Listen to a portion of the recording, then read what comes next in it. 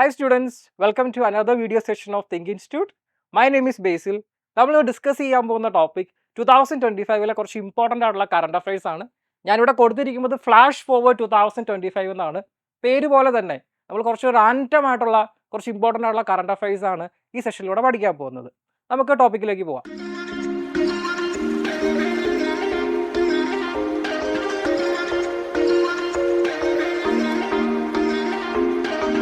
നമ്മൾ ആദ്യം കൊണ്ട് ഡിസ്കസ് ചെയ്യാൻ പോകുന്ന ടോപ്പിക് നോയിഡ ഇന്റർനാഷണൽ എയർപോർട്ട്. ഇത് സ്ഥിതി ചെയ്യുന്നത് ജുവാർ എന്ന് പറയുന്ന ഉത്തർപ്രദേശിലെ ഒരു സ്ഥലത്താണ്. ഇതിൻ്റെ ഏറ്റവും വലിയ പ്രത്യേകത എന്ന് പറഞ്ഞാൽ ഇതിൻ്റെ കൺസ്ട്രക്ഷൻ നടന്നു കഴിയുമ്പോൾ ലോകത്തിലെ തന്നെ 4ാമത്തെ വലിയ എയർപോർട്ടായിട്ട് മാറുകയാണ്. ഏഷ്യയിലെ ഏറ്റവും വലിയ ഇന്ത്യയിലും ഏറ്റവും വലിയ എയർപോർട്ടായിരിക്കും കൺസ്ട്രക്ഷൻ നടന്നു കഴിഞ്ഞാൽ നോയിഡയിലെ ഈ ഇന്റർനാഷണൽ എയർപോർട്ട് എന്ന് പറയുന്നത്.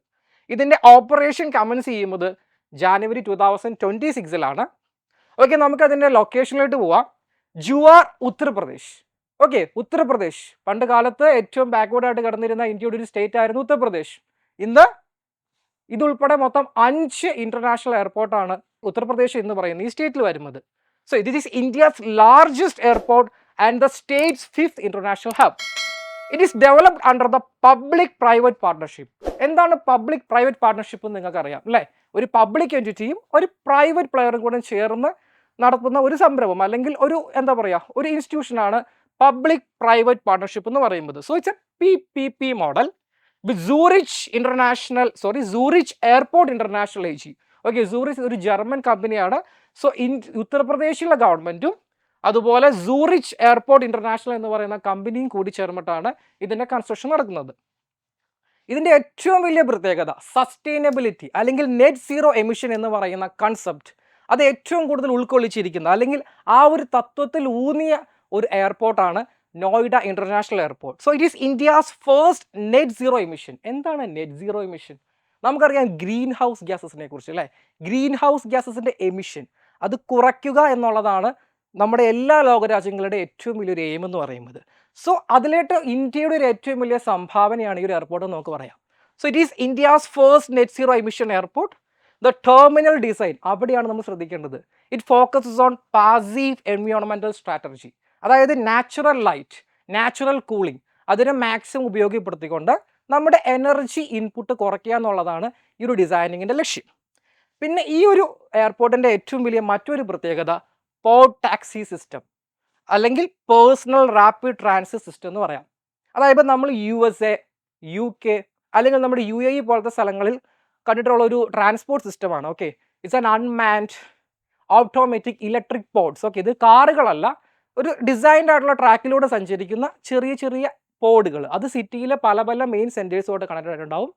സോ അത് തമ്മിൽ ആ ഒരു പോർട്ട് ടാക്സി സിസ്റ്റം, അതായത് ഡെവലപ്ഡ് കൺട്രീസിൽ മാത്രം നമ്മൾ കണ്ടുവരുന്ന ആ ഒരു പോർട്ട് ടാക്സി സിസ്റ്റവും നമ്മുടെ ഇന്ത്യയിലോട്ട് വരികയാണ് നോയിഡ ഇന്റർനാഷണൽ എയർപോർട്ടിലൂടെ. ഓക്കെ, നമുക്ക് ജസ്റ്റ് ഒന്ന് നോക്കാം. കണ്ടോ? The largest in India, largest in Asia, 4th largest in the world. നമുക്കറിയാം ലോകത്തിലെ ഏറ്റവും വലിയ എയർപോർട്ട് സൗദി അറേബ്യയിലെ കിങ് ഫഹദ് ഇന്റർനാഷണൽ എയർപോർട്ടാണ് അല്ലേ? അപ്പോൾ ഇന്ത്യയുടെ ഈ എയർപോർട്ട് അത് കമൻസ് ചെയ്ത് കഴിയുമ്പോൾ ലോകത്തിലെ തന്നെ ഏറ്റവും വലിയ 4ാമത്തെ എയർപോർട്ട് അത് നമ്മുടെ ഇതിന് സ്വന്തമാവുകയാണ്. പിന്നെ 5 റൺവേസ്, 2 ഇന്റർകണക്റ്റഡ് ടെർമിനൽസ്, ഇതൊക്കെയാണ് ഈ ഒരു എയർപോർട്ടിൻ്റെ ഏറ്റവും വലിയ പ്രത്യേകത എന്ന് പറയുന്നത്. ഓക്കെ, നമുക്ക് അടുത്ത സെഷനിലായിട്ട് പോകാം. അടുത്തത് ഒരു ആർട്ട് ഫെസ്റ്റിവലിനെ കുറിച്ചാണ്. ഓക്കെ, നിങ്ങൾക്ക് എല്ലാവർക്കും ആർട്ട് വളരെ ഇഷ്ടമായിരിക്കും അല്ലേ? കാലാഘോഡ ആർട്ട് ഫെസ്റ്റിവൽ, കുറച്ച് പേരെങ്കിലും കേട്ടിട്ടുണ്ടാവും. കാലാഘോഡ നമുക്ക് കൊച്ചിൻ ബിനാലെ അറിയാം അല്ലേ? ഏഷ്യയിലെ തന്നെ ലാർജസ്റ്റ് ആർട്ട് എക്സിബിഷനാണ് കൊച്ചിൻ ബിനാലെ. ഇറ്റ്സ് ബിനാലെ 2 വർഷത്തിലൊരിക്കലാണ്. ബട്ട് ഇതെല്ലാ കൊല്ലം നടക്കുന്നതാണ്. So Kala Ghoda art festival or KGAF, not KGF. Okay, ഇതിൻ്റെ ഡേറ്റ്സ് ജാനുവരി 31 ടു ഫെബ്രുവരി 8, അതായത് ഫെബ്രുവരി 8 2026 ഇപ്പോൾ നടക്കാൻ പോകുന്നുണ്ട്. ഓക്കെ, അപ്പോൾ നമ്മൾ രണ്ടും ഡിസ്കസ് ചെയ്യുന്നുണ്ട്. അതായത് ഞാൻ ഈ വീഡിയോ എടുക്കുന്ന സമയത്ത് ഇതിൻ്റെ ഓപ്പറേഷൻ കമൻസ് ചെയ്യാൻ പോവുകയാണ്. ബട്ട് നമ്മൾക്ക് ഇതിൻ്റെ 25th ആനിവേഴ്സറി 2025 നടന്നു. രണ്ടും നോക്കണം. അപ്പോൾ 2026 കാലാഘോഡ ആർട്ട് ഫെസ്റ്റിവലിൻ്റെ തീം എന്ന് പറയുന്നത് ahead of the curve. Okay, എന്താണ് എഹെഡ് ഓഫ് ദ കർവ്? ഇതൊരു ആർട്ട് ഫെസ്റ്റിവൽ ആണല്ലേ? അപ്പോൾ ആർട്ടിൻ്റെ അതിലൊരു ഇന്നോവേഷൻ കൊണ്ടുവരിക, അതിലൊരു ലീഡർഷിപ്പ് പൊസിഷൻ എടുക്കുക, അതൊക്കെയാണ് ഇതുകൊണ്ട് ഉദ്ദേശിക്കുന്നത്. നമുക്ക് എന്താണ് കാലാഘോഡ ആർട്ട് ഫെസ്റ്റിവൽ എന്ന് നമുക്കൊന്ന് ബ്രീഫായിട്ട് നോക്കാം. ഇത് ഏഷ്യയിലെ തന്നെ described as Asia's largest multidisciplinary street art festival. Street art festival, multidisciplinary, ഈ വേർഡ് ശ്രദ്ധിക്കുക. അതായത് ഇത് ഏതെങ്കിലും എന്താ പറയുക ഒരാർട്ടിലോട്ട് ഒതുങ്ങി നിൽക്കുന്നതല്ല. Visual arts, performing arts, like visual art, music, dance, theatre, ഇതിനെല്ലാം ഉൾക്കൊള്ളുന്ന ഒരു സ്ട്രീറ്റ് ആർട്ട് ഫെസ്റ്റിവലാണ് കാലാഗോഡ ആർട്ട് ഫെസ്റ്റിവൽ എന്ന് പറയുന്നത്. ഇത് നടക്കുന്ന സ്ഥലം എന്ന് പറഞ്ഞാൽ കാലാഗോഡ എന്ന് പറയുന്ന മുംബൈയിലാണ്. മുംബൈയിൽ ഒരു കാലാഗോഡ ഒരു ആർട്ട് ഡിസ്ട്രിക്റ്റ് ഉണ്ട്. ഈ പേര് വന്നതിന് പിന്നിൽ ഒരു ചരിത്രമുണ്ട്. കാലാഘോഡ എന്ന് പറഞ്ഞാൽ ബ്ലാക്ക് ഹോഴ്സ് എന്നാണ് അർത്ഥം. കാലാഘോഡ ഈ പേര് വന്നത് ഇതൊരു കൊളോണിയൽ ഏറിയയായിട്ട് ഇതിനൊരു ബന്ധമുണ്ട്. നമ്മുടെ ബ്രിട്ടീഷ്, നമുക്കറിയാം ഇന്ത്യ കുറേ നാൾ ബ്രിട്ടീഷ് ഭരണത്തിൻ്റെ കീഴിലായിരുന്നു. ആ സമയത്ത് കിങ് ജോർജ് 7th അദ്ദേഹത്തിൻ്റെ ഒരു ബ്ലാക്ക് ഹോഴ്സിൻ്റെ പ്രതിമ ഇത് നടക്കുന്ന ഡിസ്ട്രിക്റ്റിൻ്റെ ഒരു ഉണ്ടായിരുന്നു. ആ ഡിസ്ട്രിക്റ്റിൽ നിന്ന് അപ്പോൾ ഒരു ആർട്ട് ഫെസ്റ്റിവൽ മുന്നോട്ട് വെച്ചപ്പോൾ അതിൻ്റെ ആ ഒരു ഹെറിറ്റേജ്, ആ ഒരു കൊളോണിയൽ ഹെറിറ്റേജ് അത് സൂചിപ്പിക്കാൻ വേണ്ടിയാണ് ഇതിനെ കാലാഘോഡ എന്ന് പേര് കൊടുത്തത്. ഇതിൻ്റെ ആദ്യത്തെ ഫെസ്റ്റിവൽ നടന്നത് 1999 സോ 2025 ഇതിൻ്റെ സിൽവർ ജൂബിലി ആണ്. സോ നമുക്ക് എക്സാമിന് എക്സ്പെക്ട് ചെയ്യാം. സിൽവർ ജൂബിലി 25th ഇയേഴ്സ് അല്ലേ. അപ്പോൾ അത് സെലിബ്രേറ്റ് ചെയ്യുന്നത് 25th. അതിൻ്റെ തീം എന്ന് പറയുന്നത് സിൽവർ എന്ന് പറയുന്നതായിരുന്നു. സിൽവർ നമ്മുടെ 2026 എഹെഡ് ഓഫ് ദ കർവ് ആയിരുന്നെങ്കിൽ 2025 അതാണ് നമുക്ക് ഇമ്പോർട്ടൻറ്റ് കാര്യം, കഴിഞ്ഞു പോയതാണ്. അപ്പോൾ അതെന്താണ്, സിൽവർ എന്ന് പറഞ്ഞ തീമിലായിരുന്നു അവിടുത്തെ ആർട്ട് ആൻഡ് ഇൻസ്റ്റലേഷൻസ് ഒക്കെ ഉണ്ടായിരുന്നത്. ബട്ട് തീർന്നിട്ടില്ല, നമുക്ക് ഈ പോസ്റ്റർ ഒന്ന് നോക്കാം. നിങ്ങൾക്ക് ഇതിൻ്റെ തീം ഇവിടെ കാണാൻ സാധിക്കും. ബട്ട് അതിൽ കൂടുതൽ നിങ്ങൾ ശ്രദ്ധിക്കേണ്ടത് ഈ ഒരു എംബ്ലമാണ്. ബ്ലാക്ക് ഹോഴ്സ്, കാലാഘോഡ, ഇതാണ് ശ്രദ്ധിക്കേണ്ടത്. അപ്പോൾ നമുക്കറിയാം നമ്മൾ ഇപ്പോൾ നടക്കുന്ന കാര്യം എന്ന് പറഞ്ഞാൽ എന്താണ്, AI അല്ലേ, chat GPT, Gemini, Perplexity. So നമ്മൾ അടുത്തായിട്ട് പറയാൻ പോകുന്നത് AI കുറിച്ചാണ്. അതിൽ ഇന്ത്യയുടെ ഒരു സംഭാവന, Indian AI research organisation, IAIRO. ഇതിൻ്റെ ഓപ്പറേഷൻ കമൻസ് ചെയ്യാൻ പോകുന്നത് January 1st, 2026 ഇതിൻ്റെ ലൊക്കേഷൻ വരുന്നത് gift city, Gujarat international finance and tech city. അതാണ് ഗിഫ്റ്റ് സിറ്റി എന്ന് പറയുന്നത്. ഗാന്ധിനഗർ ഗുജറാത്തിലാണ്. ഇതിൻ്റെ പ്രത്യേകത എന്താണെന്ന് നമുക്ക് നോക്കാം. Indian AI research organisation refers to a new national level artificial research body. ഇതൊരു നോൺ പ്രോഫിറ്റ് ഓർഗനൈസേഷൻ ആണ്, ഒരു സ്പെഷ്യൽ പർപ്പസ് വെഹിക്കിൾ ആണ്. അതായത് ഗവൺമെൻറ്റിൻ്റെയും പ്രൈവറ്റ് പാർട്ടിയുടെ നേതൃത്വത്തിൽ ഒരു AI റിസർച്ച് പ്രോത്സാഹിപ്പിക്കുക. ഇതിൻ്റെ ഉദ്ദേശം എന്ന് പറയുന്നത് to strengthen AI innovation, research and adoption across sectors. നമുക്കറിയാം AIക്ക് അപ്ലിക്കേഷൻ ഉള്ളത് കേവലം ഡേറ്റയിൽ മാത്രമല്ല, ഫാർമസ്യൂട്ടിക്കൽസ്, കൺസ്യൂമർ, റീറ്റെയിൽ ഒക്കെ ഉണ്ട്. ഇതിൻ്റെ ഒരു ഓർഗനൈസേഷൻ, ഒരു സപ്പോർട്ടിംഗ് ഓർ പാർട്ടിസിപ്പേറ്ററി ഓർഗനൈസേഷൻ എന്ന് പറയുന്നത് ഫാർമസ്യൂട്ടിക്കൽസ് ആണ്. നമുക്കറിയാം ഒരു ഫാർമസ്യൂട്ടിക്സ്, ഒരു ഡ്രഗ് അത് കണ്ടുപിടിക്കണമെങ്കിൽ കുറേ സിമുലേഷൻസ് ട്രൈ ചെയ്യണം. പല പല മോളിക്യൂൾസ്, അതിൻ്റെ എഫക്ട്സ്, അതെങ്ങനെ പ്രവർത്തിക്കുന്നു, ഇതൊക്കെ നമുക്ക് അറിയണം. അത് AI വെച്ചിട്ട് ഈസി ആയിട്ട് നമുക്ക് കണ്ടുപിടിക്കാൻ പറ്റും. മേ ബി അതുകൊണ്ടായിരിക്കാം IPA, ഇന്ത്യൻ ഫാർമസ്യൂട്ടിക്കൽ അലയൻസ് ആണ് ഇതിൻ്റെ പ്രൈവറ്റ് പാർട്ണർ എന്ന് പറയുന്നത്.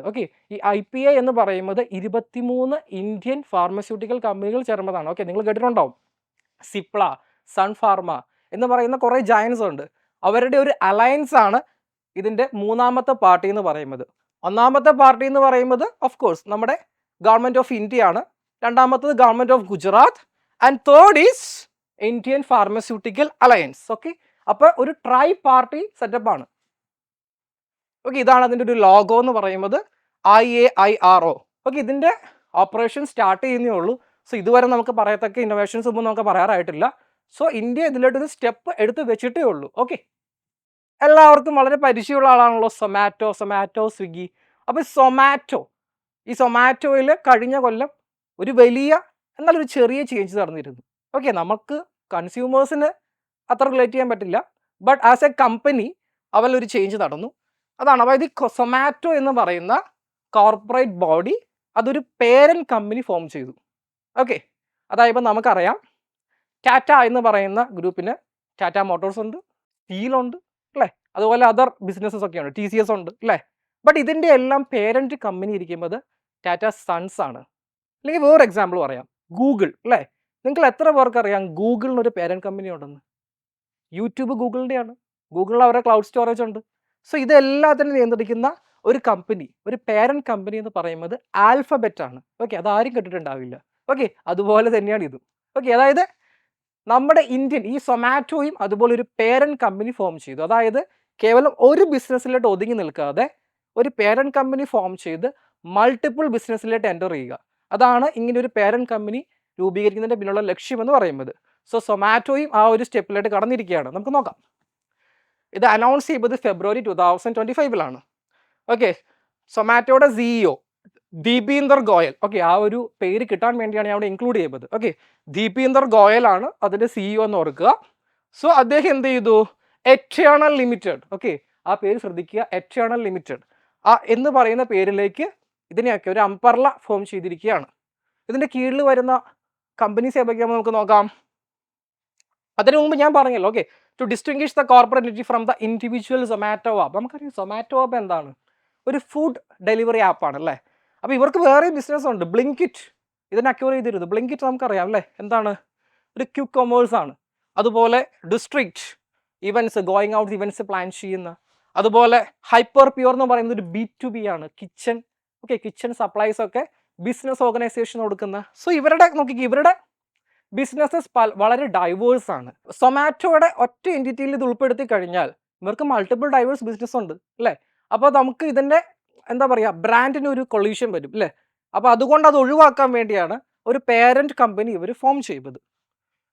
സോ ഇതൊരു ക്ലാസിക്കൽ എക്സാമ്പിൾ ഓഫ് ബ്രാൻഡ് ആർക്കിടെക്ചറാണ്. ഞാൻ നേരത്തെ പറഞ്ഞ പോലെ ഗൂഗിൾ, ടാറ്റ ഇവരെല്ലാം ഉപയോഗിച്ചിരിക്കുന്ന ഒരു സെയിം സ്ട്രാറ്റജിയാണ് നമ്മുടെ സൊമാറ്റോ. ഓക്കെ, അതൊരു നമ്മുടെ സൊമാറ്റോ എന്ന് പറയുന്നത് ഇന്ത്യയിൽ വളരെ പോപ്പുലർ ആയ ഒരു ഫുഡ് ഡെലിവറി ആപ്പാണ്. അതിൻ്റെ ഒരു ലോഗോ കിട്ടാൻ വേണ്ടിയാണ് ഞാൻ ഇവിടെ ഉൾപ്പെടുത്തിയത്. ഓക്കെ, ഇതിൻ്റെ ഈ ഒരു ഭാഗം, ഓക്കെ, ഈ എറ്റേണൽ എന്ന് പറയുന്നത് മാത്രമാണ്. ഓക്കെ, ഇത് ജസ്റ്റ് ഒരു ഫണ്ടിന് വേണ്ടി ഉൾപ്പെടുത്തിയതാണ്. നമ്മുടെ പഴയ ലോഗോ ആണ്. ഈ സ്കൂട്ടറൊന്നും അവിടെ ഇല്ലാത്ത ലോഗോയിൽ. ആകെ നിങ്ങൾ ശ്രദ്ധിക്കേണ്ടത് ഈ ഒരു ലോഗോയാണ്. ഓക്കെ, എറ്റേണൽ ലിമിറ്റഡ് എന്ന് പറയുന്നത്. ഓക്കെ, ഇതിൻ്റെ പേരന്റ് കമ്പനി ഇനി മുതൽ എറ്റേണൽ ലിമിറ്റഡ് എന്നറിയപ്പെടും. ദിവാലി ഓർ ദീപാവലി അല്ലേ, ദ ഫെസ്റ്റിവൽ ഓഫ് ലൈറ്റ്സ്. ഇതിന് നമ്മുടെ യുനെസ്കോ ഒരു പുതിയ അംഗീകാരം കൊടുത്തിരിക്കുകയാണ്. യുനെസ്കോയുടെ ഇൻടാഞ്ചിബിൾ ഹെറിറ്റേജ് ലിസ്റ്റ് അല്ലേ. ഇൻടാഞ്ചിബിൾ നമ്മുടെ യോഗ പോലെ, കുംഭമേള പോലെ, ഓക്കെ, അതുപോലെയുള്ള ഒരു ഇൻടാഞ്ചിബിൾ ഹെറിറ്റേജ് ലിസ്റ്റ് 16th ഇന്ത്യയിൽ നിന്ന് ഉൾപ്പെടുത്തിയ 16ാമത്തെ ഒരു കൾച്ചറൽ ഹെറിറ്റേജ് ആണ് ദിവാലി എന്ന് പറയുന്നത്. 2025 ഡിസംബർ 10 ഇതിന് ഒഫീഷ്യലായിട്ട് ഈ ലിസ്റ്റിൽ ഉൾപ്പെടുത്തിയിരിക്കുന്നത് അല്ല. ഇതിൻ്റെ ഒരു 20 session of the Inter governmental committee അപ്പോൾ ന്യൂഡൽഹിയിലാണ് കൂടിയത്. ഈ ഒരു യോഗത്തിൽ വെച്ചിട്ടാണ് ദിവാലിനെ 16ാമത്തെ ഇന്ത്യയുടെ ഇൻടാഞ്ചിബിൾ കൾച്ചറൽ ഹെറിറ്റേജ് ആക്കി ഉൾപ്പെടുത്തിയത്. ഇതിൻ്റെ ഏറ്റവും വലിയ സിഗ്നിഫിക്കൻസ് ഞാൻ നേരത്തെ പറഞ്ഞത് തന്നെയാണ്. കണ്ടോ, ഇന്ത്യക്ക് ഇപ്പോൾ 16 എലമെൻറ്റ്സ് ഉണ്ട് ഈ ലിസ്റ്റിൽ. 16 എലമെൻറ്റ്സ്. നമ്മുടെ യോഗ പോലെ, നമ്മുടെ എന്താ പറയുക, കുംഭമേള പോലെ, കൂടിയാട്ടം, മുടിയേറ്റ്, ഇതൊക്കെ നമ്മുടെ കേരളത്തിൽ നിന്നുള്ളതാണ്. കാൽബേലിയ, ചൗ ഡാൻസ്, ഇതുപോലെ ഇൻടാഞ്ചിബിൾ എന്താണ്? ഇൻടാഞ്ചിബിൾ എന്ന് പറഞ്ഞാൽ നമുക്കതിനെ ഫിസിക്കലാക്കി തൊടാൻ പറ്റത്തില്ല അല്ലേ. യുനെസ്കോയ്ക്ക് ഒരു കൾച്ചറൽ ഹെറിറ്റേജ് ലിസ്റ്റ് ഉണ്ട് അല്ലേ. നമ്മുടെ താജ്മഹൽ, കൈലാസ ടെമ്പിൾ, എല്ലോറ, ഇതൊക്കെ എന്താണ്? നമുക്ക് ഫിസിക്കലായിട്ട് തൊടാം. So that is tangible. ഇത് ഇൻടാഞ്ചിബിൾ ആണ്. ഓക്കെ, ഈ ഒരു ലിസ്റ്റിൻ്റെ പ്രത്യേകത എന്താണ്? ഓക്കെ, ഈ ലിസ്റ്റ് എന്ന് പറയുന്നത് ട്രഡീഷൻസ്, റിച്വൽ, സോഷ്യൽ പ്രാക്ടീസസ്, ഞാൻ നേരത്തെ പറഞ്ഞ ഇൻടാഞ്ചിബിൾ, തൊടാൻ പറ്റത്തില്ല. ഓക്കെ, ആൻഡ് ഓറൽ ട്രഡീഷൻ, ഇതിനെയൊക്കെ റെക്കഗ്നൈസ് ചെയ്യുക, അതിൻ്റെ ഇമ്പോർട്ടൻസ് ലോകത്തിന് എന്താണ്, അതിനെ ഓർമ്മിപ്പിക്കുക, അതിനെ പ്രിസർവ് ചെയ്യുക എന്നുള്ളതാണ് ഈ ഒരു ലിസ്റ്റിൻ്റെ ഉദ്ദേശം. സോ നമ്മുടെ ദീപാവലി ഓർ ദിവാലി ഈ ഒരു ലിസ്റ്റിൽ ഉൾപ്പെടുത്തിയിട്ടുണ്ട്. ദിവാലി നമുക്കറിയാം അല്ലേ, ഇന്ത്യയിലെ തന്നെ ഏറ്റവും വലിയൊരു ഫെസ്റ്റിവലാണ്, ദ ഫെസ്റ്റിവൽ ഓഫ് ലൈറ്റ്സ്. നമ്മുടെ ദുർഗാപൂജയ്ക്കും, ദുർഗാപൂജ തൊട്ട് മുമ്പ് ദുർഗാപൂജയായിരുന്നു, അതിനു മുമ്പ് യോഗ, ഇവരൊക്കെ ഈ ലിസ്റ്റിൽ ഉൾപ്പെടുത്തിയിട്ടുണ്ട് കേട്ടോ. നമ്മൾ അടുത്തായിട്ട് നോക്കാൻ പോകുന്നത് ഗൂഗിളിൻ്റെ ലോഗോയുടെ ഒരു ചെറിയ അപ്ഡേറ്റ് ആണ്. ലോഗോ എൻ്റയർ ആയിട്ട് ചേഞ്ച് ചെയ്തിട്ടൊന്നുമില്ല, ഒരു വളരെ ചെറിയൊരു സ്മോൾ ചേഞ്ച് വന്നിട്ടുണ്ട്. നമുക്ക് നോക്കാം.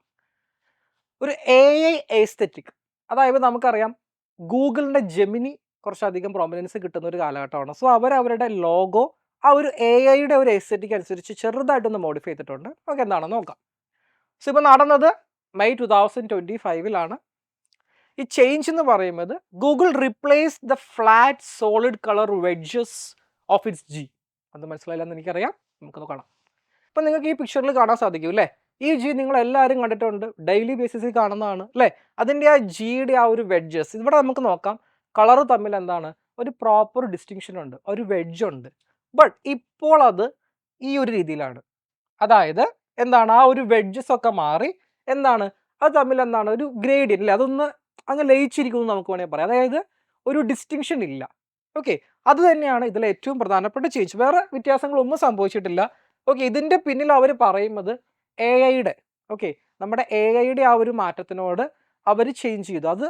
അത് പ്രതിഫലിപ്പിക്കാൻ വേണ്ടിയാണ് അവർ ഈ ചേഞ്ചസ് നടത്തിയതെന്നാണ് ഗൂഗിൾ പറയുന്നത്. ഓക്കെ, ഇതിന്റെ ലോജിക് അല്ലേ, the ഗ്രേഡിയൻ G aligns with the visual language of Gemini. നമുക്കറിയാം എന്താണ് ഈ ജെമിനി അല്ലെങ്കിൽ എ ഐ എന്ന് പറയുമ്പോൾ നമ്മുടെ ഡെയിലി ലൈഫിൽ ആയിട്ട് ബന്ധപ്പെട്ട് വരികയാണ്. സോ ആ ഒരു അലൈൻമെന്റ് അല്ലേ, ആ ഒരു ഗ്രേഡിയന്റ് കാണിക്കാൻ വേണ്ടിയാണ് അവർ ഈ ഒരു ചേഞ്ചിലൂടെ ഉദ്ദേശിക്കുന്നത്. It signals a shift from the flat design to a dynamic A I first aesthetics. Okay, A I first aesthetic. Okay, അതായത് ഫ്ലാറ്റ് ഡിസൈനിൽ നിന്ന് മാറി എന്താണ് ഒരു എ ഐയുടെ ആ ഒരു ഗ്രേഡിയൻ്റ് അത് കാണിക്കാൻ വേണ്ടി മാത്രമാണ് ഒരു ഉദ്ദേശിച്ചിരിക്കുന്നത്. നമ്മൾ ഗൂഗിളിൻ്റെ കാര്യം പറഞ്ഞ പോലെ തന്നെ ആമസോൺ അല്ലേ, ആമസോൺ നമുക്കറിയാം ലോകത്തിലെ തന്നെ വൺ ഓഫ് ദ ബിഗ്ഗസ്റ്റ് കമ്പനിയാണല്ലോ, ഏറ്റവും വലിയ എന്താ പറയുക ഓൺലൈൻ ഷോപ്പിംഗ് കമ്പനിയാണ് ആമസോൺ എന്ന് പറയുന്നത് അല്ലേ. അതിൻ്റെ ഫൗണ്ടർ ആരാണ്? ജെഫ് ബെസോസ് അല്ലേ. ഒരു സമയത്ത് ലോകത്തിലെ ഏറ്റവും വലിയ കോടീശ്വരനൊക്കെ ആയിരുന്നു. ഇപ്പോൾ എലോൺ മസ്ക് ആണ്, നിങ്ങൾക്ക് അറിയാം അല്ലേ. അതിങ്ങനെ മാറിക്കൊണ്ടിരിക്കും. സോ ആ ആമസോൺ അല്ലേ, ആമസോണിൻ്റെ പ്രത്യേകത എന്താണ്? ആ ഒരു ലോകം നിങ്ങൾക്ക് ഓർമ്മയുണ്ടാവും, A to Z ആ ഒരു സ്മൈൽ അതിൽ ചെറിയൊരു മാറ്റം വന്നിട്ടുണ്ട്. എന്താണെന്ന് നോക്കാം. ഇത് സംഭവിച്ചത് മെയ് 2025 തന്നെയാണ്. ഓക്കെ, ഇതിൻ്റെ ഏറ്റവും വലിയ പ്രത്യേകത എന്ന് പറയുന്നത് ഒരു 20 വർഷത്തിനുള്ളിൽ നടക്കുന്ന പ്രധാനപ്പെട്ട ഒരു ലോഗോ ചേഞ്ചാണ് ആമസോണിൻ്റെ. ആ ചേഞ്ച് എന്താണെന്ന് നോക്കിയാൽ ദ ഐക്കോണിക് സ്മൈൽ ആരോ അല്ലേ, A to Z arrow was thickened and rendered in the warmer smile orange അല്ലേ. കുറച്ച് ബുദ്ധിമുട്ടാണ് അല്ലേ, നമുക്ക് നോക്കാം. ഇതാണ് ആ ചേഞ്ച് അല്ലേ, നമുക്ക് ഇവിടെ കാണാൻ സാധിക്കും ഇല്ല. ഈ രണ്ട് ലോഗോയും നോക്കുക, ഇതിനൊരു കുറച്ച് യെല്ലോവിഷ് ആയിട്ടുള്ള ഒരു സ്മൈലാണ്. ഇത് കുറച്ച് മോർ എന്താണ് ഓറഞ്ചാണ്, ഒരു വാർമർ ഓറഞ്ചാണ്. മാത്രമല്ല ഈ ഒരു സ്മൈൽ കുറച്ചുകൂടി ഇതിനൊരു കർവ് കുറച്ചുകൂടിയും കൂടിയിട്ടുണ്ട്, കുറച്ചൊരു ഡീപ്പ് അല്ലേ. വളരെ ചെറിയ മാറ്റമാണ്. ബട്ട് ഇതിന് പിന്നിൽ ഈ സ്മൈൽ ചേഞ്ച് എന്ന് പറയുന്നത് ഇത് കസ്റ്റമേഴ്സുമായിട്ട് അല്ലേ ഒരു മോർ എംപത്തറ്റിക് സ്മൈൽ എന്നാണ് അവർ പറയുന്നത്. ഇതിൻ്റെ കാരണം എന്ന് പറഞ്ഞാൽ എന്താണ്, കുറച്ചുകൂടെ അവരുടെ ഒരു സ്മൈൽ, അവരുടെ കസ്റ്റമർ എക്സ്പീരിയൻസ് കുറച്ചുകൂടി ഒന്ന് എംപത്തറ്റിക് ആക്കി മാറ്റുക എന്നാണ് അവർ ഇതിന് കൊണ്ട് പറയുന്നത്. ഇത് ഡിസൈൻ ചെയ്തത്, ഈ ഒരു മാറ്റം വരുത്തിയത് കോട്ടോ എന്ന് പറയുന്ന ഒരു ഏജൻസിയാണ്. കോട്ടോ നിങ്ങൾക്ക് ഇവിടെ കാണാം. ഓക്കെ, അതുപോലെ ചെറിയ അവരുടെ ആ ഒരു എന്താ പറയുക ഒരു കസ്റ്റം ടൈപ്പ് ഫേസ് ഉണ്ട്. എംപർ, ആമസോണിൻ്റെ ആ ഒരു എംപർ മോഡേൺ എന്നൊക്കെ പറയുന്ന എന്താ പറയുക ഒരു അവരുടെ ഒരു ഫോണ്ട് ഉണ്ട്, അതും ചെറുതായിട്ടൊന്ന് മാറിയിട്ടുണ്ട്. ഓക്കെ, പണ്ട് ഉപയോഗിച്ചുകൊണ്ടിരുന്നത് സാൻസ് ഒഫീഷ്യൽ എന്ന് പറയുന്ന ലോഗോ ആയിരുന്നു, പിന്നെ അത് എംപറായി, ഇപ്പോൾ അത് എംപർ മോഡേൺ എന്ന് പറഞ്ഞ് ഇതിലോട്ട് മാറിയിട്ടുണ്ട്. അതിൻ്റെ ഒരു നിങ്ങൾക്ക് കണ്ടാൽ അറിയാം ആ എയുടെ ഒക്കെ ഒരു ചേഞ്ച്. ഓക്കെ, വളരെ ചെറിയ ചേഞ്ചസ് ആണ്, ബട്ട് ഇങ്ങനെ കുറച്ച് ചേഞ്ചസ് ഉണ്ട്. നിങ്ങൾ അടുത്ത തവണ ആമസോൺ കാണുമ്പോൾ നോക്കുക, ഈ ഒരു എന്താ പറയുക നമുക്ക് കൃത്യമായിട്ട് കാണാൻ പറ്റുന്ന ഒരു ഇതെന്ന് പറഞ്ഞാൽ ഈ ഒരു എന്താ പറയുക ഇതിൻ്റെ കളർ അല്ലേ, ആ കളർ ഒന്ന് മാറിയിട്ടുണ്ട്, അതുപോലെ ആ സ്മൈൽ ഒന്ന് വൈഡ് ആയിട്ടുണ്ട് അല്ലേ. ഇത് കൂടുതൽ അവരുടെ നമുക്കറിയാം ആമസോൺ ഒരുപാട് മേഖലയിലോട്ട് കടന്നിട്ടുണ്ട് അല്ലേ. ജസ്റ്റ് ഇ കൊമേഴ്സ് മാത്രമല്ല, കമ്പ്യൂട്ടിങ് അല്ലേ, ഒരുപാട് ആമസോൺ പ്രൈം അല്ലേ. അപ്പോൾ അവരുടെ ബിസിനസ് വളർന്നുകൊണ്ടിരിക്കുമ്പോൾ അവരുടെ ഓൺലൈൻ പ്രസൻസിൽ അതൊന്ന് എന്താ പറയുക അതൊന്ന് കുറച്ചുകൂടി എംപത്തറ്റിക് ആക്കി മാറ്റാൻ വേണ്ടിയാണ് അവർ ഈ ഒരു ചേഞ്ച് കൊണ്ടുവന്നത്. ഓക്കെ, അപ്പോൾ അടുത്ത തവണ ആമസോൺ എടുക്കുമ്പോൾ നിങ്ങളിപ്പോൾ നോക്കണം കേട്ടോ. അപ്പോൾ നമ്മളൊരു എൻറ്റയർലി ഡിഫറെൻ്റ് ആയിട്ടുള്ള ഒരു ടോപ്പിക്കിലോട്ട് പോവാണ്. ഓക്കെ, തായ്ലൻഡ് അല്ലേ, നമുക്കറിയാം ഏഷ്യയിലെ one of the best tourist destination ആണല്ലേ തായ്ലൻഡ്. അപ്പോൾ തായ്ലൻഡ് അവരുടെ marriage law marriage equality law എന്ന് പറഞ്ഞൊരു ലോ അവർ കൊണ്ടുവന്നിരിക്കുകയാണ്.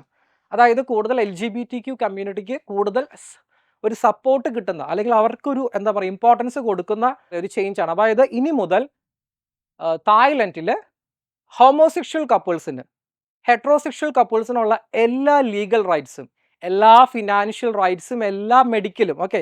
നോർമലി നമുക്കറിയാം ഒരു ഹെട്രോസെക്ഷൽ കപ്പിൾ എന്ന് പറഞ്ഞാൽ എന്താണ് ഫിനാൻഷ്യലി മെഡിക്കലി ഒക്കെ അവർക്ക് എന്താണ് ഒരു ലീഗൽ പ്രൊട്ടക്ഷൻ ഉണ്ടല്ലേ, ഒരാൾക്ക് മറ്റുള്ളവരുടെ കാര്യത്തിൽ തീരുമാനം എടുക്കാം. സോ ആ സെയിം സ്റ്റാറ്റസ് അത് സൗത്ത് ഏഷ്യയിൽ ആദ്യമായിട്ട് കൊടുത്ത രാജ്യമായിട്ട് മാറുകയാണ് തായ്ലൻഡ്. ഓക്കെ, തായ്ലൻഡ് ഇത് നടന്നത് നമുക്ക് അതിനു മുമ്പ് ഡേറ്റ് പറയണം. January 23, 2025 അന്നാണ് ഇത് എഫക്റ്റീവ് ആയത്. Okay, Thailand is the first in south east Asia. അതാണ് ഏറ്റവും പ്രധാനം. സൗത്ത് ഈസ്റ്റ് ഏഷ്യ നമുക്കറിയാം ഏഷ്യൻ കമ്മ്യൂണിറ്റി എന്ന് പറഞ്ഞാൽ ജനറലി കുറച്ച് എന്താ പറയുക കുറച്ച് പേട്രിയാർക്കലാണ് അല്ലേ, കുറച്ച് ട്രഡീഷണൽ വാല്യൂസിനെ കൂടുതൽ മുറുകെ പിടിക്കുന്നവരാണ്. നോട്ട് ലൈക്ക് വെസ്റ്റേൺ കൾച്ചർ അല്ലേ. അപ്പോൾ സൗത്ത് ഈസ്റ്റ് ഏഷ്യയിൽ തന്നെ ഏറ്റവും ഫസ്റ്റ് കൺട്രിയാണ് ഇത് അഡോപ്റ്റ് ചെയ്യുന്നത്. ആൻഡ് 38th, ലോകത്തിൽ തന്നെ 38ാമത്തെ country to enact the comprehensive marriage equality. അതായത് വേറൊന്നുമില്ല, ഇനി മുതൽ എന്താണ്, ഹോമോസെക്ഷലും ഹെട്രോസെക്ഷലും തമ്മിൽ ഡിഫറൻസ് ഒന്നുമില്ല. അതായത് മീൻസ് അവരുടെ ലോയുടെ കണ്ണിൽ അത് ഹെട്രോസെക്ഷൽ കപ്പിൾസ് ആണെങ്കിലും ഹോമോസെക്ഷൽ കപ്പിൾസ് ആണെങ്കിലും ദേ ആർ കപ്പിൾസ്. അവർക്ക് എല്ലാ ലീഗലും എല്ലാ എൻറ്റിറ്റിയും സെയിം ആയിരിക്കും. അപ്പോൾ ഇതിൻ്റെ ഭാഗമായിട്ട് അവർ കുറച്ച് ജനറൽ ന്യൂട്രൽ ടേംസ് ഒക്കെ ഇൻട്രൊഡ്യൂസ് ചെയ്തു. ഓൾറെഡി ഉള്ളത് തന്നെയാണ്.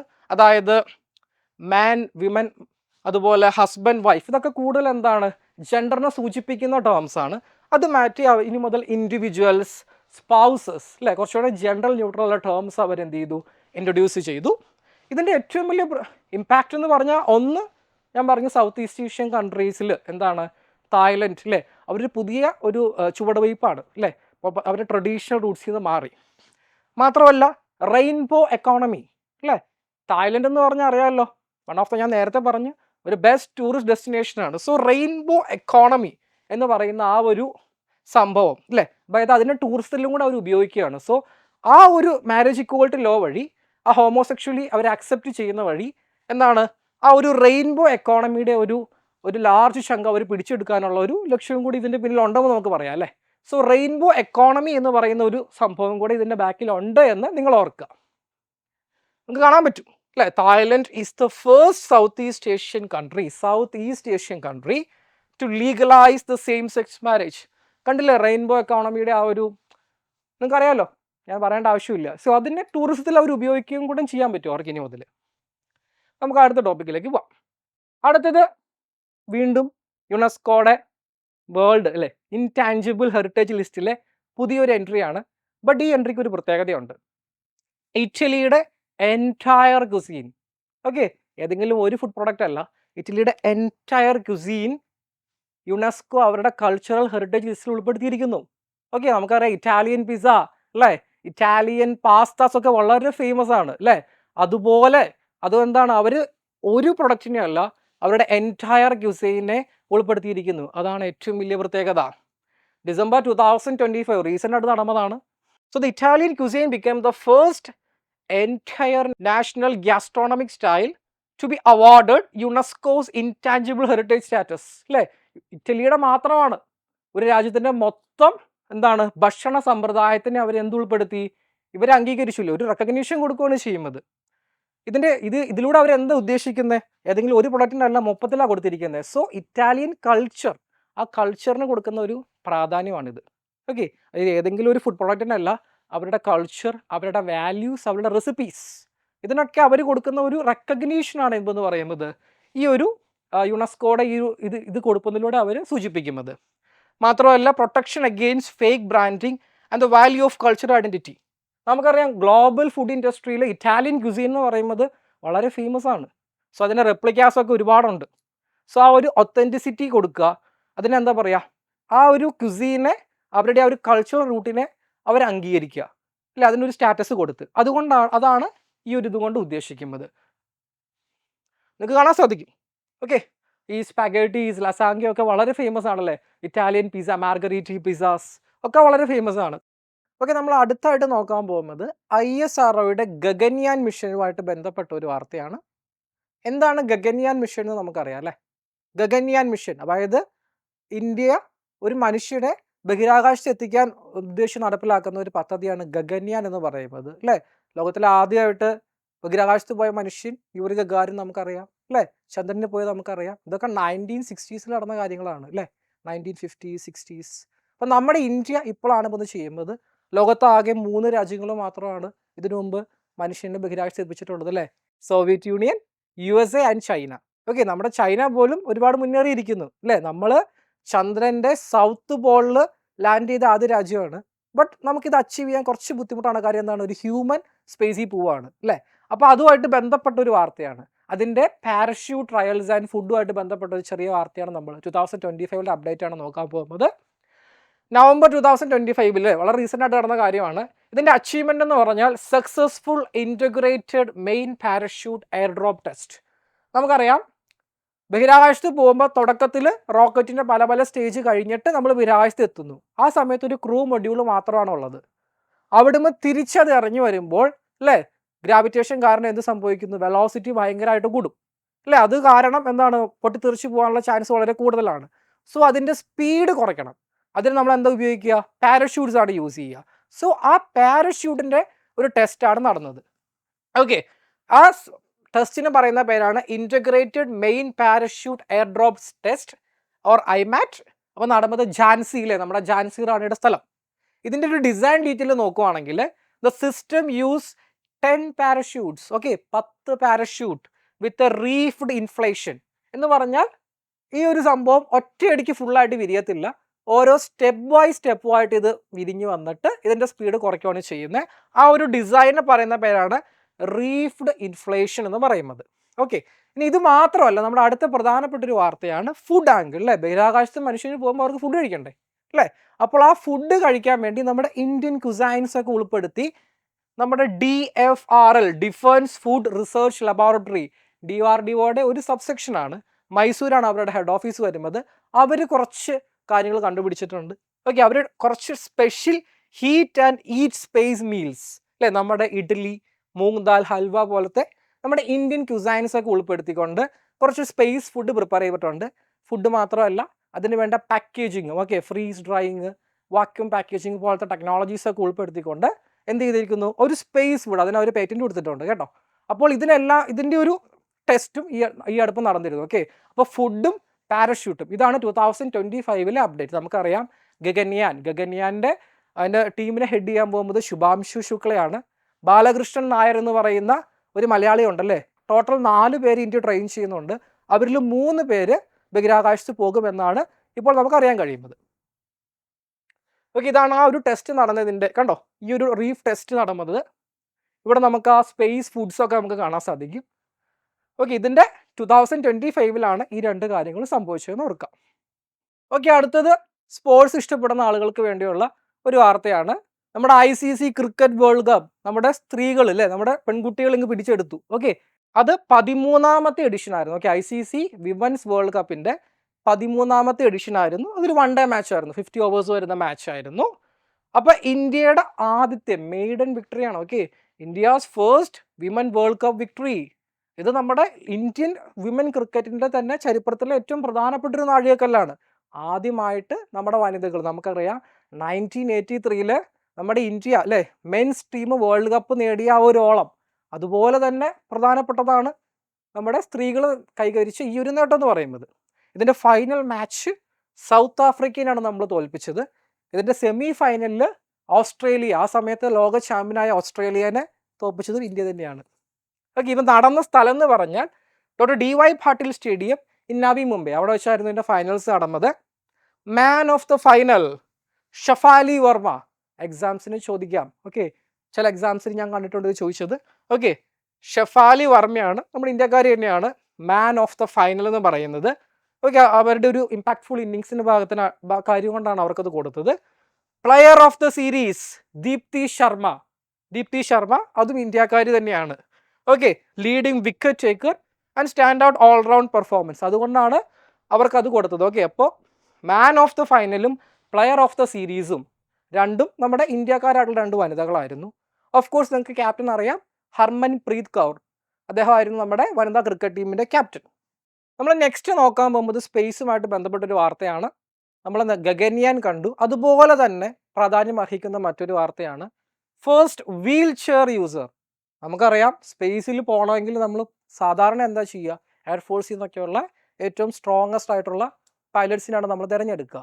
ബട്ട് നോക്കിക്കേ, ഒരു ഡിസേബിൾഡ് ആയിട്ടുള്ള ഒരു വ്യക്തി അവർ സ്പേസിൽ പോയി, ഒരു വീൽ ചെയർ യൂസർ, അത് വളരെ പ്രധാനപ്പെട്ട വലിയൊരു കാര്യമാണല്ലേ. ഓക്കെ, പക്ഷേ ഇത് കൊണ്ടുപോയത് രാജ്യമൊന്നുമല്ല, ബ്ലൂ ഒറിജിൻ എന്ന് പറയുന്ന ഒരു പ്രൈവറ്റ് സ്പേസ് കമ്പനിയാണ്. നമുക്ക് എല്ലാവർക്കും സ്പേസ് എക്സ് അറിയാം, എലൺ മസ്ക് അറിയാം. ബ്ലൂ ഒറിജിൻ എന്ന് പറയുന്നത് ഒരു അമേരിക്കൻ കമ്പനിയാണ്. അതിൻ്റെ സ്ഥാപകൻ ജെഫ് ബെസോസ് ആണ്. ഓക്കെ, നമ്മുടെ ആമസോണിൻ്റെ സ്ഥാപകനായിട്ടുള്ള ജെഫ് ബെസോസിൻ്റെ മറ്റൊരു കമ്പനിയാണ് ബ്ലൂ ഒറിജിൻ. 2000 സ്ഥാപിച്ചതാണ്. ഓക്കെ, ഈ എലൺ മസ്കുമായിട്ട് കമ്പീറ്റ് ചെയ്യുന്ന, ബോയിങ് ഒക്കെ ആയിട്ട് കമ്പീറ്റ് ചെയ്യുന്ന മറ്റൊരു പ്രധാനപ്പെട്ട കമ്പനിയാണ്. അവർ സ്പേസിലോട്ട് മനുഷ്യരെ കൊണ്ടുപോയിട്ടുണ്ട്. സോ അവരുടെ ന്യൂ ഷെപ്പേർഡ് എന്ന് പറയുന്ന ഒരു സ്പേസ് ലോഞ്ച് വെഹിക്കിളിലാണ് ഇദ്ദേഹം പോയത്. ആരാത് പോയത് നമുക്ക് നോക്കാം. ജർമ്മൻ എയറോസ്പേസ് എഞ്ചിനീയർ ആയിട്ടുള്ള മിഖേല മിച്ചി ബെന്തോസ്, അദ്ദേഹം ഒരു വനിതയാണ്. അവർ became the first wheelchair user to travel to space. Okay, Michaela Benthaus. She flew about the Blue Origin's New Shepard suborbital rocket on December 20, 2025. വളരെ റീസെൻ്റ് ആയിട്ട് നടന്നതാണ്. ഓക്കെ, അദ്ദേഹം NS-37 or new Shepard 37 mission. Her journey marks a landmark moment for inclusivity in space. അതായത് space എന്ന് പറയുന്നത് physically ഫിറ്റായ ആളുകൾക്ക് മാത്രമുള്ളതല്ല, disability ഉള്ള ആളുകൾക്കും. ഇല്ല, അതൊരു പ്രചോദനമാണല്ലേ. ഇദ്ദേഹത്തിൻ്റെ കാര്യം പറഞ്ഞാൽ ഇത് ജനിച്ചപ്പോഴും ഇങ്ങനെയൊന്നും ആയിരുന്നില്ല. യൂറോപ്യൻ സ്പേസ് ഏജൻസിയുടെ ഒരു എഞ്ചിനീയർ ആയിരുന്നു. 2018 ഒരു മൗണ്ടൻ സ്കീ ബൈക്കിൻ്റെ ഒരു ആക്സിഡൻറ്റ് സംഭവിച്ചിട്ട് സ്പൈൻ ഇഞ്ചുറി ആയി. അദ്ദേഹത്തിന് പിന്നീട് ചലനശേഷി നഷ്ടപ്പെടുകയാണ് ചെയ്തത്. സോ അതിൽ നിന്നെല്ലാം ഫൈറ്റ് ചെയ്ത് പിന്നെ വീണ്ടും കയറി വന്നിട്ടാണ് അങ്ങ് സ്പേസിൽ വരെ എത്തിയത്. അരുണിമ സിൻഹയുടെ കഥ നമുക്കറിയാം അല്ലേ, എവറസ്റ്റ് കീഴടക്കിയ അരുണിമ സിൻഹ. അതുപോലെ തന്നെ പ്രാധാന്യം അർഹിക്കുന്ന ഒന്നാണ് മിഖേല ബെന്തോസിൻ്റെ സ്റ്റോറി. അത് കാണാൻ സാധിക്കും. വീൽ ചെയർ യൂസർ, അവർ പോയ പേടകമൊക്കെ കാണാം. ഓർക്കുക, ബ്ലൂ ഒറിജിൻ എന്ന് പറയുന്നത് ജെഫ് ബെസോസിൻ്റെ കമ്പനിയാണെന്നും ജസ്റ്റ് ഒന്ന് ഓർക്കുക. ഓക്കെ, നമ്മൾ അടുത്ത പഠിക്കാൻ പോകുന്നത് COP30. അതായത് കുറച്ച് എൻവയോൺമെൻറ്റൽ ആയിട്ടുള്ള കുറച്ച് കാര്യങ്ങൾ നമ്മൾ നടക്കുകയാണ്. COP30, കോപ്പ് എന്ന് പറഞ്ഞാൽ കോൺഫറൻസ് ഓഫ് പാർട്ടീസ്. അതിൻ്റെ 30ാമത്തെ സമ്മേളനം ബ്രസീലിൽ നടന്നു, ബെലേം എന്ന് പറയുന്ന സ്ഥലത്ത് നടന്നു. ഇതിൻ്റെ പ്രത്യേകത എന്ന് പറഞ്ഞാൽ ഇവ നടന്നത് ആമസോൺ ഫോറസ്റ്റിൻ്റെ ഉൾഭാഗത്തുള്ള ഒരു ജംഗിളിലാണ്. അതാണ് ഇതിന് ഇത്രയും പ്രാധാന്യം കിട്ടാനുള്ള ഒരു കാരണം. So the 30th section of the conference of the parties to UN framework convention on climate change. ഇവരാണ് കോപ്പ് ഓർഗനൈസ് ചെയ്യുന്നത്. ഇതിൻ്റെ ഒരു ചെറിയ ഹിസ്റ്ററി പറഞ്ഞാൽ 1992 the earth summit, Rio de Janeiro, അന്നാണ് ഈ UN ഫ്രെയിംവർക്ക് ഫോം ചെയ്യുന്നത്. COP3 നമുക്ക് എല്ലാവരും, നിങ്ങൾ കുറച്ച് പേരെങ്കിലും കേട്ടിട്ടുണ്ടാവും, ക്യോട്ടോ പ്രോട്ടോക്കോൾ അല്ലേ, ഗ്രീൻ ഹൗസ് ഗ്യാസ് എമിഷൻ, അത് തടയാൻ വേണ്ടിയുള്ള ഒരു പ്രധാനപ്പെട്ട എഗ്രിമെൻ്റ് ആണ് ക്യോട്ടോ പ്രോട്ടോക്കോൾ. അത് COP3 ആയിരുന്നു, COP3. ഓക്കെ, അപ്പോൾ അങ്ങനെ നടന്ന് COP30 വരെ ഇപ്പോൾ എത്തിയിരിക്കുകയാണ്. പാരീസ് എഗ്രിമെൻറ്റ്, ക്യോട്ടോ പ്രോട്ടോക്കോൾ, ഇതൊക്കെ ഓരോരോ കോൺഫറൻസ് ഓഫ് പാർട്ടീസ് ആണ്. ഏകദേശം 200ഓളം രാജ്യങ്ങൾ ഒപ്പുചേർന്നിട്ട് നമ്മുടെ പ്ലാനറ്റിൻ്റെ ക്ലൈമറ്റ് ചേഞ്ച് അല്ലെങ്കിൽ ഗ്രീൻ ഹൗസ് ഗ്യാസ് എമിഷൻ ഇതിനെക്കുറിച്ചൊക്കെ ചർച്ച ചെയ്യുന്ന ഒരു യോഗമാണ് എന്ന് പറഞ്ഞാൽ COP30 എന്ന് പറഞ്ഞാൽ. സോ ഇതിൻ്റെ പ്രത്യേകത എന്ന് പറഞ്ഞാൽ first time A COP has been held in the Amazon rain forest.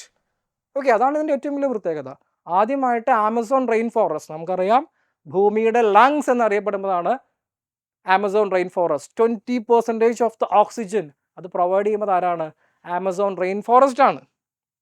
Okay, the Belém mission to 1.5, it was the first COP to officially include a circular economy in its thematic days. Okay, അതാണ് ഇതിൻ്റെ വേറൊരു പ്രത്യേകത. Circular economy എന്ന് പറയുന്ന ആ ഒരു theme ഇതിൽ ഉൾപ്പെടുത്തി. ഇത് കുറച്ച് കോൺട്രോവേഴ്സി ആയിരുന്നു, നിങ്ങൾ കുറച്ച് പേരെങ്കിലും ന്യൂസിൽ കണ്ടിട്ടുണ്ടാവും. കാര്യം ഈ ഒരു COP30 നടത്താൻ വേണ്ടി അവരൊരു ഹൈവേ കൺസ്ട്രക്ട് ചെയ്തിരുന്നു.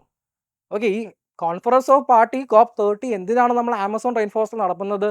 ആമസോണിനെ പ്രൊട്ടക്റ്റ് ചെയ്യുക, ആ ഒരു കാര്യങ്ങളൊക്കെ ആ ഒരു മെസ്സേജ് കൊടുക്കാൻ വേണ്ടിയാണ്. ബട്ട് ഈ ഹൈവേ നിർമ്മിക്കാൻ വേണ്ടി ഒരു ലാർജ് ഡിഫോറസ്റ്റേഷൻ തന്നെ നടത്തി.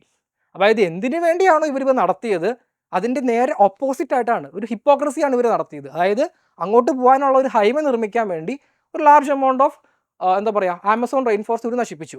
സോ അങ്ങനെയും കോൺട്രോവേഴ്സി ആയിട്ട് ഇത് കുറച്ച് വാർത്തയിൽ ഇടം പിടിച്ചൊരു കോപ്പ് കൂടിയാണ് COP30 എന്ന് പറയുന്നത്. ഓക്കെ, നിങ്ങൾക്കത് കാണാൻ സാധിക്കും അല്ലേ. നമ്മുടെ റിയോ ഡി ജനീറോ ബ്രസീലിൽ തന്നെയാണ്. ഓർക്കുക, ഫസ്റ്റ് ആ ഒരു ഇതിൻ്റെ ഹിസ്റ്ററിയിൽ പറയുകയാണെങ്കിൽ ഏറ്റവും ആദ്യത്തെ അല്ല, ഇതിൻ്റെ തുടക്കം വരുന്നതും ഒരു ബ്രസീലിൽ നിന്നാണ്. COP30 ഇപ്പോൾ വരുന്നതും ബ്രസീലിലാണ്. ഓക്കെ, നമ്മൾ വീണ്ടും അടുത്ത ഒരു സ്പോർട്സിലോട്ട് പോവുകയാണ്. നിങ്ങൾ കുറച്ച് പേരെങ്കിലും കേട്ടിട്ടുണ്ടാകും ഖോ അല്ലേ, മലയാളത്തിലൊരു സിനിമയൊക്കെ ഉണ്ടായിരുന്നു. നമ്മുടെ ഇപ്പുറത്തെ പ്രേമലു സെൻസേഷൻ അമിതാഭ് ബൈജു അഭിനയിച്ച ഖോ എന്ന് പറഞ്ഞൊരു സിനിമയൊക്കെ ഉണ്ടായിരുന്നു. സോ ഖോ എന്ന് പറയുന്ന സ്പോർട്സ് അതിനെ ബേസ് ചെയ്തിട്ടാണ് അടുത്ത വാർത്ത എന്ന് പറയുന്നത്. ഇപ്പോൾ നടന്നത് ജാനുവരിയിലാണ് 2025 ഇന്ദിരാഗാന്ധി ഇൻഡോർ സ്റ്റേഡിയം ന്യൂഡൽഹി, അവിടെ വെച്ചിട്ടായിരുന്നു ഈ ഒരു ഖോ വേൾഡ് കപ്പ് 2025 നടന്നത്. ഇതിൻ്റെ പ്രത്യേകത ഇന്ത്യ മെൻസ് സെക്ഷനിലും വിമൻസ് സെക്ഷനിലും ഇതിൻ്റെ രണ്ടിൻ്റെയും കപ്പ് ഇന്ത്യ തൂത്തുവാരി. അതാണ് ഇതിൻ്റെ ഏറ്റവും വലിയ പ്രത്യേകത. The first ever world cup, അത് വേറൊരു പ്രത്യേകത. അതായത് ആദ്യത്തെ വേൾഡ് കപ്പ് ആയിരുന്നു. The first ever world cup for this indigenous sports. അത് ഇന്ത്യയിൽ തന്നെ ഒറിജിനേറ്റ് ചെയ്ത മറ്റൊരു സ്പോർട്സ് ആണ്. Okay, 20 men's and 19 women's team participated. Kho kho originated in ancient India എന്ന് ഞാൻ പറഞ്ഞിരുന്നു. Has deep Roots in rural and school sports culture. Okay, school sports culture. India one both men's and women's titles in the first ever Kho Kho. So ഇതൊരു historic double crowd, അതായത് men's സെക്ഷനിലും women's സെക്ഷനിലും at a time രണ്ടിലും ഒരുമിച്ച് India കിരീടം നേടി. ഇതൊരു historical ആയിട്ടുള്ള മൊമെന്റ്സ് ആണ്. ഓക്കെ, ഇതാണ് അവർ ആ വേൾഡ് കപ്പ് നേടി അന്നത്തെ ഒരു പോസ്റ്റർ കണ്ടില്ലേ. മെൻസ് കപ്പും വിമൻസ് കപ്പും രണ്ടും ഇന്ത്യ നേടി 2025. സോ കോമ്പറ്റേറ്റീവ് എക്സാമിൻ്റെ ഒരു പോയിന്റ് ഓഫ് വ്യൂവിൽ ഇതൊക്കെ കുറച്ച് ഇമ്പോർട്ടൻ്റ് ആണ്. കാര്യം സ്പോർട്സ് എല്ലാ കോമ്പറ്റേറ്റീവ് എക്സാംസിനും ചോദിക്കുന്ന ഒരു കാര്യമാണ്. സോ ഇന്ത്യയുടെ ഈ ICC വിമൻസ് വേൾഡ് കപ്പും അതുപോലെ ഖോഖോ വേൾഡ് കപ്പും അതുകൊണ്ട് തന്നെ വളരെ പ്രാധാന്യം അർഹിക്കുന്നതാണ്. ഓക്കെ, നമ്മൾ തൽക്കാലം ഇത് വെച്ചിട്ട് നമ്മുടെ ഒരു സെഷൻ അവസാനിപ്പിക്കുകയാണ്. വളരെ ഇമ്പോർട്ടൻ്റ് ആയിട്ടുള്ള കുറച്ച് കറണ്ട് അഫയേഴ്സ് ആണ് നമ്മൾ ഈ സെഷനിൽ ഡിസ്ക്രൈബ് ചെയ്യുന്നത്. അപ്പോൾ നിങ്ങൾക്ക് ഇതുപോലത്തെ കൂടുതൽ വീഡിയോസ് അല്ലെങ്കിൽ ഇതിൻ്റെ ബാക്കി വീഡിയോസ് നിങ്ങൾക്ക് വേണമെങ്കിൽ നിങ്ങൾ കമൻറ്റ് ചെയ്യുക. എന്തെങ്കിലും ഡൗട്ട്സ് ഉണ്ടെങ്കിൽ നിങ്ങൾക്ക് കമൻറ്റ് ചെയ്യാവുന്നതാണ്. നമ്മൾ അടുത്തൊരു വീഡിയോ കാണുന്നവരെ it's me Basil signing off.